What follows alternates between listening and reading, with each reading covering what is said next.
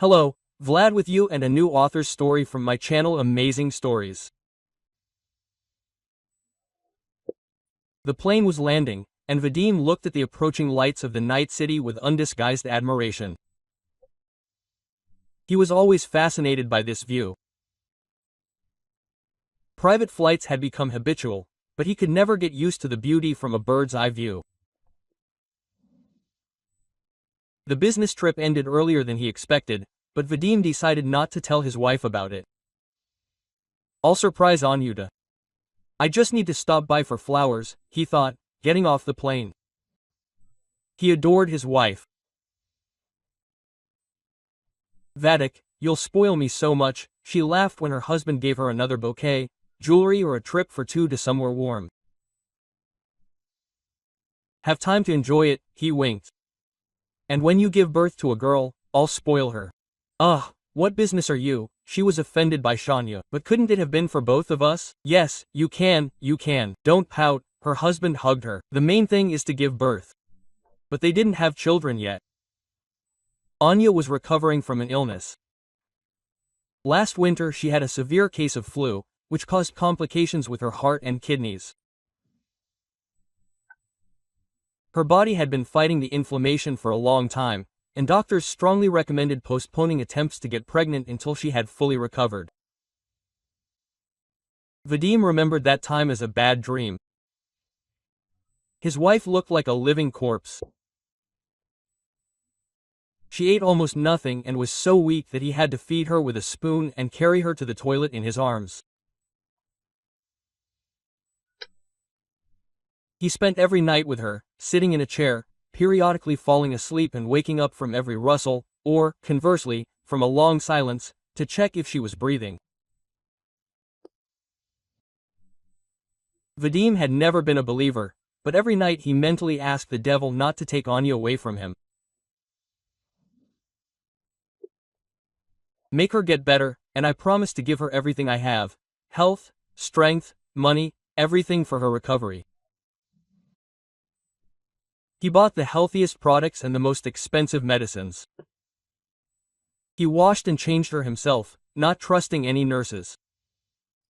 Only the well-coordinated work of the team prevented his business from getting out of control. The employees understood what he had to go through, so they tried to take on as many tasks as possible so that he could focus on his wife. And she began to recover, slowly. Vadim did not know what contributed to this, his prayers or the good doctors he found for her, or maybe both. He surrounded her with such care that seeing how worried her husband was, she was afraid that he himself could get sick from overwork. Apparently, this fear for him also accelerated his recovery. But only when the doctors confirmed that there was no need to fear for his life, Vadim was able to exhale. Long months of rehabilitation lay ahead. The lights were on in all the windows when Vadim approached the house. "It's strange," he thought. At this time, Anya was already lying in the bedroom with a book in her hands, and some unpleasant feelings stirred in his soul. He looked at the bouquet in her hand, but did not jump to conclusions, and went up to his floor. Opening the door and crossing the threshold, Vadim froze. A child's voice came from the living room. But where did the children come from? They didn't have any relatives with such children either. It seemed that this wife had prepared a surprise for him, and not the other way around. "Anya, who is this?" Staring with all her eyes at a girl of about 3 years old, sitting in an armchair and babbling something, turning the pages of a colored magazine, he asked his wife. "This is Lisa, your daughter," Anya answered calmly. Although it was obvious that calmness was difficult for her. "What daughter?" Vadim did not understand anything. "You couldn't give birth to a 3-year-old child in 3 days." "Vadim, stop it," his wife began to boil. "Stop your jokes, they are not funny." "What jokes, Anya?" He was confused and frightened by his wife's mood. "This is the first time I have seen this child, but this does not cancel your paternity. Anya threw a photo on the table. Vadim was in it, but younger. Liza's grandmother brought it. The girl's mother had recently died, and before her death she only managed to give a photo of her father. And you will again claim that it is not you in the photo and that this is not your daughter. Wait, I don't understand anything. Vadim shook his head, as if driving away an obsession. Firstly, I have never had such clothes. Secondly, judging by the girl's age, about 4 years ago I must have been having an affair with her mother, and I, if you remember, did not leave your bed while you were sick. Anya looked doubtfully at the baby, then at her husband. Vadik, this woman said that the girl's father did not know about her birth because he disappeared in an unknown direction.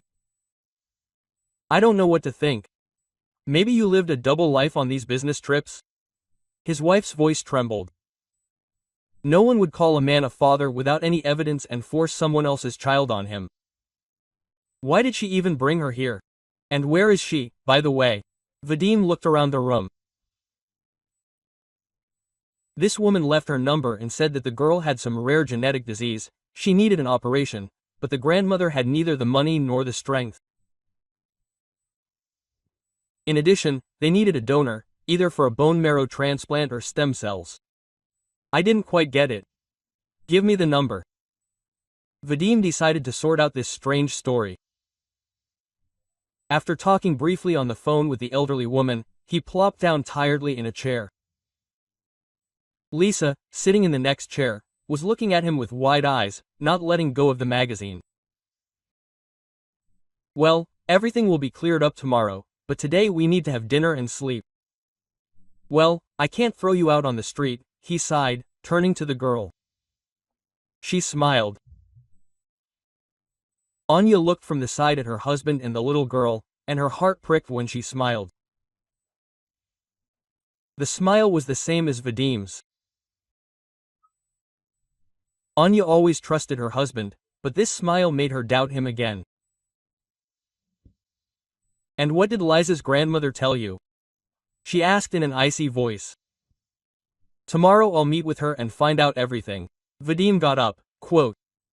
Today you will feed us. It's not the child's fault that someone got him into this story. Dinner passed in painful silence. Lisa, as if feeling guilty, also did not say a word. The more Anya looked at the girl and Vadim, the more similarities she found between them. Her head was heavy with thoughts. It seemed that life was divided into before and after. Lisi was laid out on the couch in the nursery, which had been prepared in advance for the future child. And at night, Anya woke up from a feeling of emptiness. Vadim was not there. She found him by the girl's crib. Her husband was sitting with a thoughtful look. I don't understand what's in people's heads when they play with the lives of little people. Huh? Noticing the surprised look of his wife, who appeared in the doorway, Vadim quietly said, well, imagine how she feels among strangers in a strange apartment. And she already understands something. She's not a stupid baby. Quote. No, she needed to find out who was behind all this. Anya felt a little ashamed of her doubts and went up to her husband. Let's go to bed. You'll find out everything tomorrow. The doorbell didn't work. Vadim knocked. An elderly woman in a dressing gown opened the door. Her lips were pursed mournfully, and her hands were noticeably shaking. Come in already, she stepped aside, letting the guest in. Vadim entered the room and looked around. Modest furnishings, old repairs, furniture from the last century. On the walls hung photographs of a young woman and a girl. He recognized the fox, but he saw the woman for the first time, which he told the hostess. Forgive me, I don't know your name. Galina Vasilyevna, quote. She answered in a trembling voice, leaning against the doorframe and examining the guest. So, Galina Vasilyevna, please explain why you staged this whole performance. I will never meet your daughter. Moreover, I will tell you this, I do not know her. How did you decide that Lisa is my daughter? My Tanya was always silly.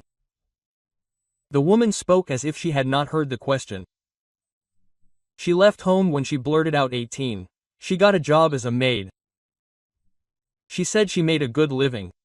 We didn't see each other for a long time after that. She called occasionally. So, we talked about nothing. How are you? What's new? What's new with me? I'm retired. Then she called happily, saying she met a guy, he wants to get married and has money. But he still has one project to complete, some important one, so he can have more money, and then he'll have a wedding. Well, I waited and waited for that wedding. But I only waited until she called me in tears. Mom, she said, what should I do? I'm pregnant. Well, hello, you're getting married, I say, go ahead and have a baby. And she gasped, the groom has disappeared. I never saw him again after he left to earn money. So what should I do?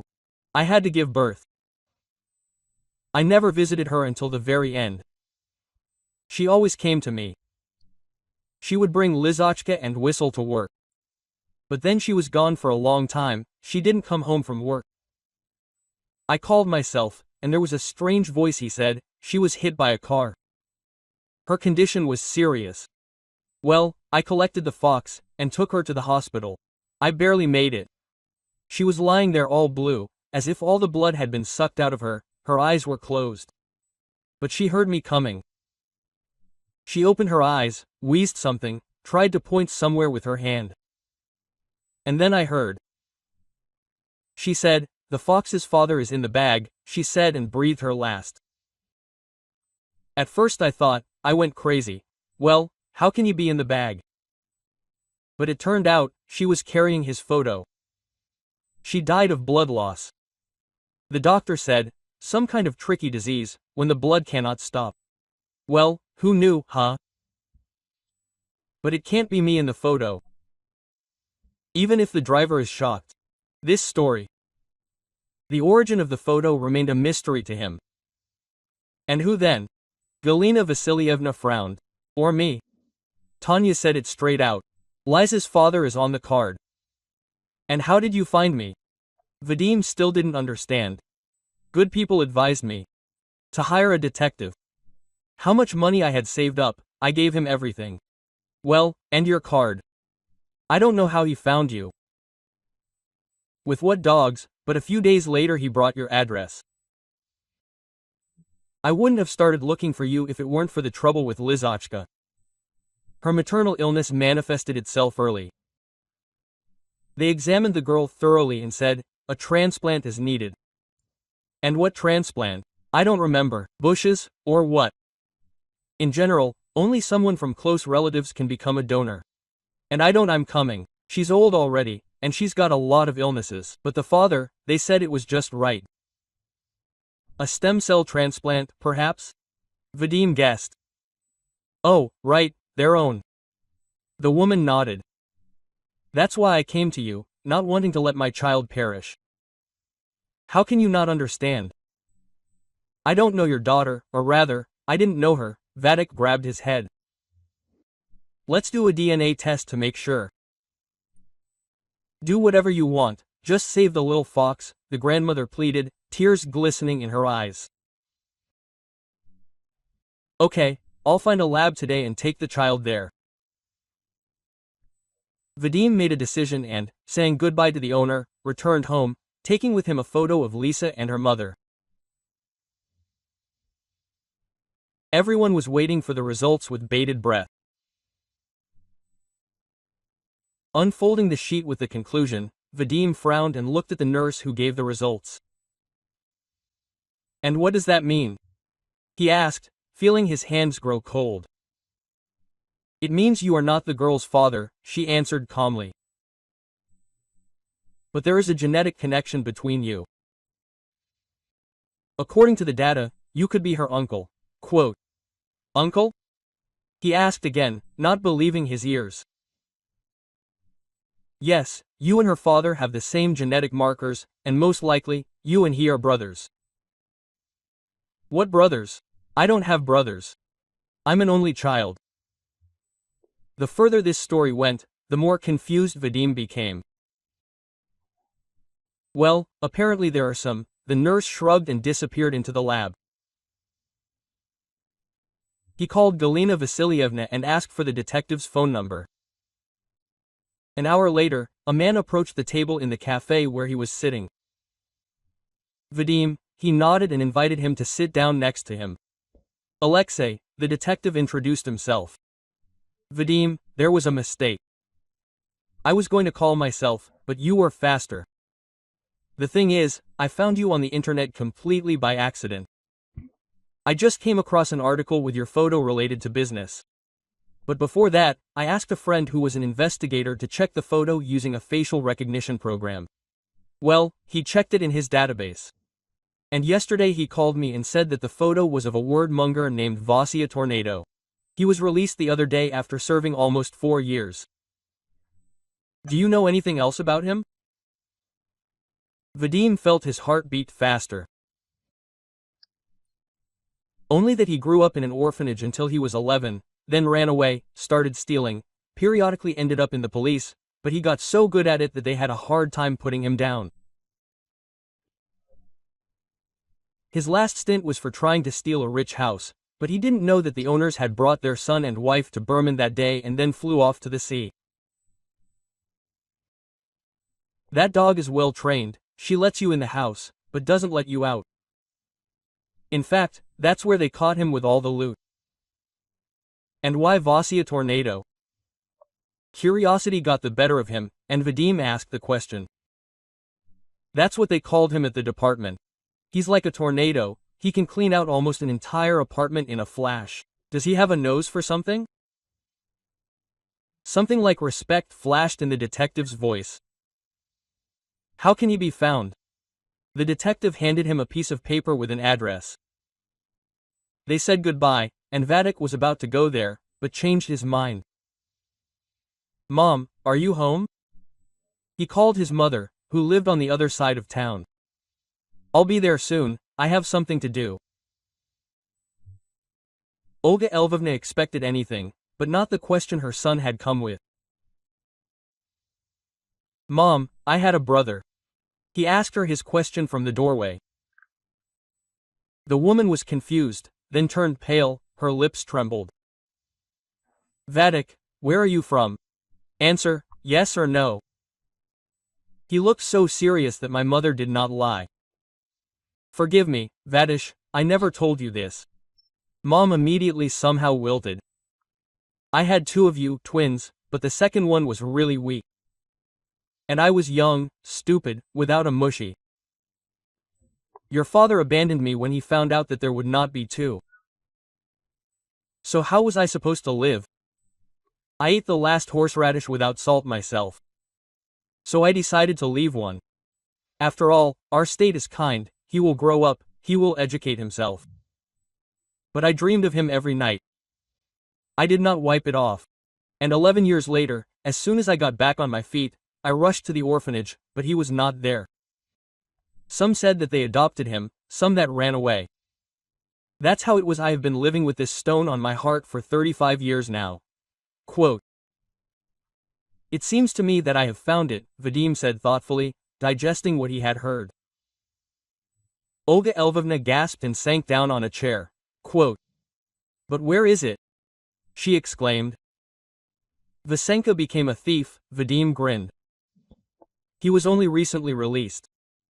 And it turned out that he also has a daughter. Liza, she is 3 years old. A good girl, smart. My granddaughter is coming out, she nudged her mother again. He nodded affirmatively. Quote. I'll go see him today. We have a serious conversation. Vadim stood up and got ready. He will not forgive me.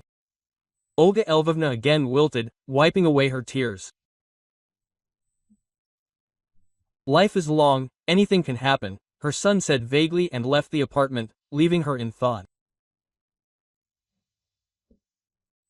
Vasily, or, as they called him, Vasya Tornado, returning home after the break-in, did not know what to do. He had made a mess of things, of course. Why couldn't you, you fool, live in peace? Was spinning in his head as he lay on the couch, his hands behind his head, and looked at the ceiling. But it was still there. Money, an apartment, a beloved woman, but no, she was a filthy thief. He replayed the last few years like a film reel. Here he and Tatiana dreamed of buying a house by the sea. And here he was looking at a ring to propose to her.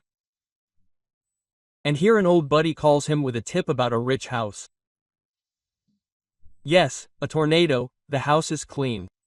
No one will be there until the morning, and it's packed to the nines.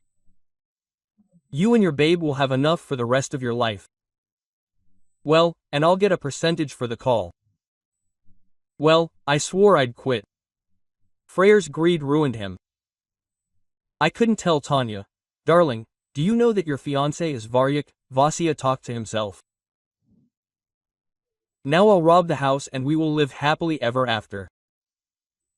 But no, life has prepared a dirty trick. And where did this killing machine come from? Yes, this damned Berman. Someone at the station said that in the morning the children brought the owners for a while, and they themselves flew off to rest. Well, who knew? And Vasya even smiled, remembering how he almost, himself when he was about to leave the house with bags full of goods and saw a powerful dog near the door. It lay peacefully at the threshold, as if it had appeared out of thin air. But as soon as Vasya took a step, a quiet, eerie roar was heard, and white sharp fangs were bared. The unlucky thief sat there until the owners returned and called the police. He did not call Tanya, he simply disappeared from her life. It was insanely bitter to realize this, but also unbearably shameful. His mental monologues were interrupted by a call to the apartment. No one knew his address. Except maybe the police. He reluctantly got up and opened the door. He had to rub his eyes, shake his head and even pinch himself discreetly to make sure he was sane. There he was, more confident and presentable, as if he had stepped off the cover of a successful People magazine. They looked at each other for a few seconds until the guest broke the silence. Well, hello, Vasya, brother, maybe you could let me in already? I thought I was hallucinating. Vasily backed away, shuddering at the word brother. What a surprise. He himself was shocked the guest extended his hand. Vadim. Vadim looked at the outstretched palm with distrust, but shook it anyway. Let's get straight to the point and leave sentimentality for later. Vadik walked into the room and sat down on the sofa, clapping his hand next to him, inviting his brother to sit down. He, as if hypnotized, obeyed. Quote, Your daughter is seriously ill, the guest began, watching with curiosity as Vasily's eyes grew wider and wider. She needs a stem cell transplant, and of her relatives, her close relatives, she only has you. Stop, stop, stop. Vasily finally came to his senses. What cell? What daughters? What are you telling me here?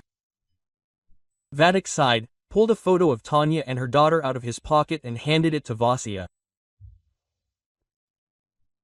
He greedily stared at their faces, and it was clear how all the emotions were reflected on him. He was about to question Tatiana's honesty, but Vadim got ahead of him, so as not to listen to all the nonsense his brother was going to dump on him. This is your child, you can be sure of it. Tatiana found out she was pregnant when you disappeared, Vadik chuckled, implying his otsitka, and told his brother everything he knew. About Tanya's death, about the DNA test, and about the illness. So all hope is on you. And I've always had hope only for myself. Vasily suddenly got angry. When they beat me in the orphanage, on myself. When I ran away and hid in basements, wells, also on myself. When I stole and ran away from the cops, again on myself. And in prison, except for yourself, you can't rely on anyone at all. I understand that you probably have the right to be angry, Vadim sighed. But I can't rewind the rod. Do you have a chance to give life to a little girl? I don't owe anyone anything, Vasya firmly stated. Everyone survives as best they can. Vadim looked at his brother with pity. Well, as you say. Well, be so kind as to close the door behind me, otherwise, God forbid, some thief might climb in. He went to the exit, discreetly leaving a piece of paper with his phone number and his mother's address on the nightstand. Vasya didn't even went to see him off, remaining sitting with clenched fists and playing with her jaw muscles. 2 days later, Olga Lvovna felt some kind of anxiety in the morning. She couldn't find a place for herself. Everything literally fell out of her hands. She grabbed one thing after another, without finishing the first. What's going on? The woman wondered. And when the doorbell rang, she dropped the towel. Her hands began to tremble, and Olga Lvovna opened the door with difficulty. Vadik, what's wrong with you? She looked closely at the guest and gasped. Vasya. Well, hello, Mom. Vasya wanted to say this sarcastically, but it came out somehow pitifully. Vasenka. Mother, sobbing, fell to her knees in front of him. Forgive me, my boy, forgive me. Vasily did not expect such a turn of events. He was confused. What's wrong with you? You get up, he said, lifting his mother, and she clung to him like a drowning woman to a straw. They talked for a long time afterwards, sitting in the kitchen. Olga Lvovna kept holding her newfound son by the hand, as if she was afraid that if they let him go, he would disappear again.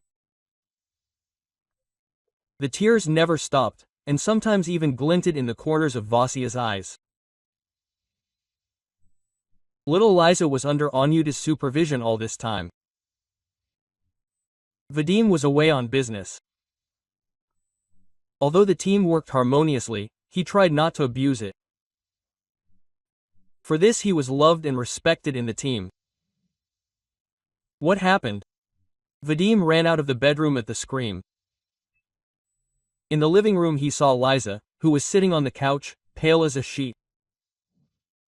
Anya was trying to stop the bleeding from her finger. She cut herself with paper. His wife's voice was trembling, but the blood did not stop. It had been 10 minutes already. Vadim felt himself getting cold inside. He grabbed the phone and called an ambulance. This is not just a cut, he said, looking at the girl, who was looking at them with big, frightened eyes. Something is wrong here. The doctor in the department confirmed his suspicions. Lizochka is our frequent guest because of the peculiarity of her illness, the doctor explained. There was a remission, but, apparently, a relapse occurred due to stress. The death of her mother, new people. The girl needs an operation. Yes, Grandma told us, but her father refuses to become a donor, Vadim exclaimed with annoyance. Quote. Well then, we will look for another suitable one. True, this is less likely to succeed, the doctor sighed, and they said goodbye. At that moment, Vadim's mother called. Quote. Vadyusha, she began happily, but he interrupted her. Mama Lisa is in the hospital. She needs an urgent operation. Father refused to help, so we will look for a new donor. Son, wait, take your time. I'll call you back later, she said and hung up. Vadim shrugged. A day passed. A young man walked into the hospital. I need the head of the children's hematology department. Where can I find him? Quote. He asked the first worker he came across. It turned out to be a young woman in a white coat. Well, you've come to the right place. It's me, she smiled. The smile was pleasant, friendly, and Vasya, and it was he, was a little confused. I have a daughter, Lisa, here." The visitor was embarrassed. "Oh, yes, let's go. We didn't expect to see you again." The woman took him by the arm and led him into her office. They talked about something for a long time. Vasily left the office thoughtfully, but a minute later his face cleared up and he smiled, looking back at the closed door. Vadim and Anya were very worried about the baby. Anya also felt like a traitor, since the Musha doubted. "That, will you forgive me? I behaved like a complete fool, but you never gave me any reason to doubt." She held his hand, looking into his eyes. "Anyuta, stop. If I were you, I would throw a tantrum," he laughed. Yes, at first he was a little offended, but then he looked at the situation from a different angle. "So we're even. Let's go to the hospital, find out how things are with the donor. Mom, by the way, promised to call and never did." And in a surprise awaited them at the clinic. Olga Lvovna was sitting in the corridor, nervously fiddling with a handkerchief in her hands. "Mom, what happened?" Vadim and Anya rushed to her. They were slurping something. The woman waved her hand and smiled through her tears. "Everything is fine with Lizochka. She is undergoing surgery." Quote, "How did they find a donor so quickly?" The son was surprised. "We found it," she nodded. Then the doctor who operated on Lisa came out of the operating room, and everyone rushed to him. "Well, everything went well, now we just have to wait," the doctor replied. "The first month is the hardest. The body must accept new cells, and only after 6 months will it be possible to talk about recovery. So patience and more patience." "Doctor, how is Vasya?" Olga Lvovna grabbed the surgeon by the sleeve, but then let go. Quote, "Everything is fine with yours, Vasya," he grinned. "The head doctor himself is monitoring his condition. So he will soon come out of the anesthesia and you will be able to see him." "Vasya!" Vadim and Anna looked at their mother in amazement. "Did he agree? But it is his child." Quote, Olga Lvovna blushed. Lisa recovered. Vasily and that very head doctor found each other in this huge world. And they became wonderful parents for the girl. And Anya and Vadim had twins. Genes, as they say, can't be crushed with a finger. If you like the story, please support me with the thumbs up button. One simple action, but it's very important to me. All the best to you.